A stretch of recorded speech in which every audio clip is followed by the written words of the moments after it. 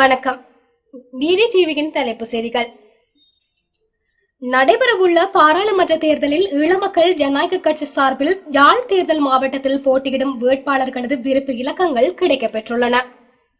இதன் பிரகாரம் ஈழமக்கள் ஜனநாயக கட்சியின் வடமராட்சி அமைப்பாளர் ஐயாத்துரை ஸ்ரீரங்கேஸ்வரன் இலக்கம் 1, ஈழமக்கள் ஜனநாயக கட்சியின் வலிகாமம் கிழக்கு அமைப்பாளர் ராமநாதன் ஐங்கரன் இலக்கம் 2,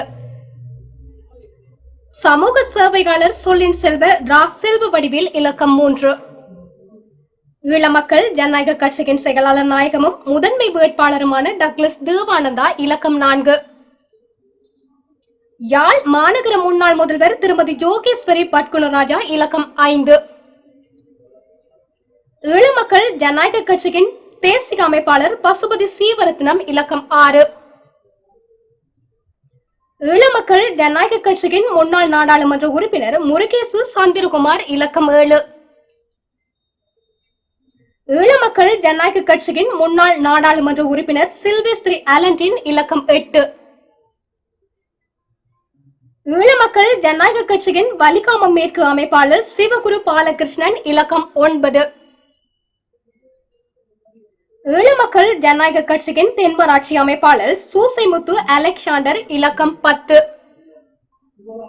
ஆகிய விருப்பு இலக்கங்களில் போட்டியிடுகின்றமை குறிப்பிடத்தக்கது.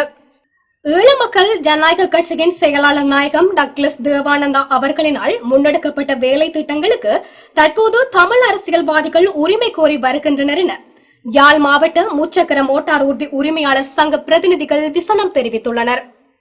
யாழ்ப்பாணத்தில் அமைந்துள்ள முச்சக்கர மோட்டார் ஊர்தி உரிமையாளர் சங்கத்தின் தலைமை அலுவலகத்தில் இன்றைய தினம் இடம்பெற்ற சந்திப்பிலேயே இவ்வாறு விசனம் தெரிவிக்கப்பட்டுள்ளது.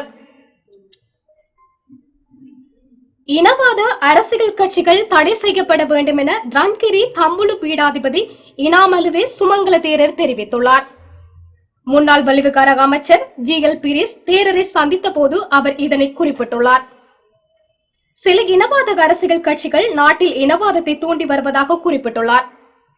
அரசியல் கட்சிகள் அனைத்து மதத்தவரையும் உள்ளடக்கியதாக இருக்க வேண்டும் என தெரிவித்துள்ளார். தேசிய நல்லிணக்கம் பற்றி பேசப்படுவதாகவும் அது பாராளுமன்றத்திலிருந்து ஆரம்பிக்கப்பட வேண்டும் எனவும் அவர் தெரிவித்துள்ளார். இனவாத அரசியல் கட்சிகளை தடை செய்யாது தேசிய நல்லிணக்கத்தை ஏற்படுத்த முடியாது என அவர் குறிப்பிட்டுள்ளார். ஜனாதிபதி மைத்திரிபால சிறிசேனவின் உரையை ஒளிபரப்பு செய்ய தேர்தல் ஆணையாளர் மஹிந்த தேசப்பிரிய தடை விதித்துள்ளார்.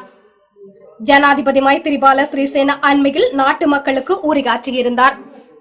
எதிர்வரும் பொது தேர்தல் தொடர்பிலான தனது நிலைப்பாட்டை வெளிப்படுத்தியிருந்தார்.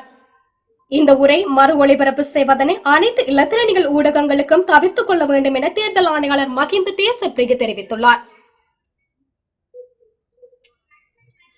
அடுத்து பிரதமர் யார் என்பது குறித்து பிரச்சனை ஏற்படுத்திக் கொள்ள வேண்டாம் என முன்னாள் எதிர்க்கட்சி தலைவர் நிமால் ஸ்ரீபாலடி சில்வா தெரிவித்துள்ளார். எதிர்வரும் பொது தேர்தலின் பின்னர் யார் பிரதமர் என்பது பற்றிய தீர்மானத்தை எடுக்க முடியும் என அவர் குறிப்பிட்டுள்ளார். அதுவரையில் பிரதமரை நியமிப்பது குறித்து பிரச்சனைகளை ஏற்படுத்திக் கொள்ள வேண்டிய அவசியமில்லை என அவர் சுட்டிக்காட்டியுள்ளார். பிரதமர் தெரிவு பற்றி பேசுவதனை விடவும் எவ்வாறு பொது தேர்தலில் வெற்றியிடுவது என்பது குறித்தே கவனம் செலுத்த வேண்டும் என அவர் வலியுறுத்தியுள்ளார். இத்துடன் தலைப்பு செய்திகள் நிறைவடைந்தன. வணக்கம்.